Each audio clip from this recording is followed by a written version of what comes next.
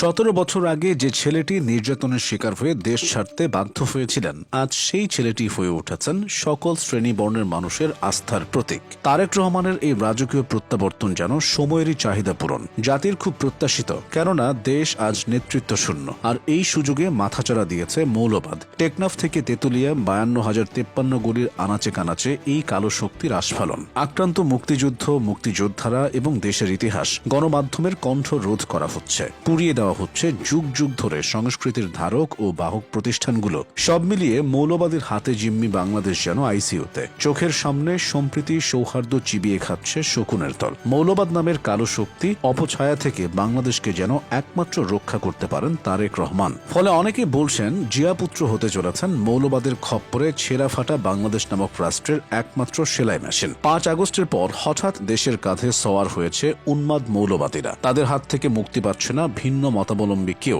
মুক্তি পাচ্ছে না মাজার, বাউলের গান।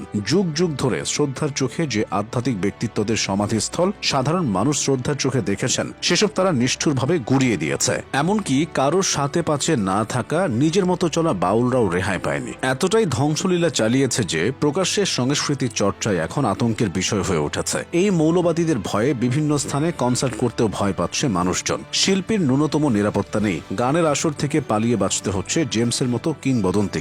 এই অবস্থায় দানবের হাতে শিকল পরাতে যেন তারেকের চেয়ে যোগ্য ব্যক্তি আর কেউ নেই। ইতিমধ্যেই নিজের ফেসবুকে আশার সলতের শিখা জ্বালিয়েছেন তারেক রহমান। শিল্প সংস্কৃতি নিয়ে কথা বলে প্রগতিশীলদের আস্থা অর্জন করেছেন জিয়াপুত্র। সবার একটাই কথা, বাবা মেজর জিয়া যেমন খাল খননের মাধ্যমে অনুর্বর ও তৃষ্ণার্ত দেশকে উর্বর ও ফলনশীল করে তুলেছিলেন, তেমনি তারেকও পারবেন মৌলবাদের শেকড় বিনাশ করতে, বাউলের দেশ আবারও জারি সারি ভাটিয়ালিতে মুখরিত করে তুলতে। তারেক রহমানের মা বেগম খালেদা জিয়ার হাতেই বাংলাদেশের নারী স্বাধীনতার দুয়ার উন্মোচিত হয়েছিল। অথচ প্রতিক্রিয়াশীল গোষ্ঠীর কারণে আজ তাও হুমকির মুখে। এরই মধ্যে নারীদের পিছিয়ে রাখার জন্য বিভিন্ন ধরনের অশনির সংকেত বেজে উঠেছে। এমনকি কালো চক্রটির মুরব্বীরা নারীদের ঘরে রাখতে বিভিন্ন প্রলোভনও দেখাচ্ছেন। ভিন্ন ধর্ম মতাবলম্বীদের উপরও নানা অজুহাতে চলছে হামলা। দীপু দাসের মৃত্যু তার অন্যতম উদাহরণ। সবশেষে দেশের প্রথম সারির গণমাধ্যম প্রথম আলো ও ডেইলি স্টারের গায়ে আগুন জ্বালিয়ে দেওয়ার মাধ্যমে মৌলবাদীরা নিজেদের সম্পূর্ণ নগ্ন চেহারা দেখিয়েছে।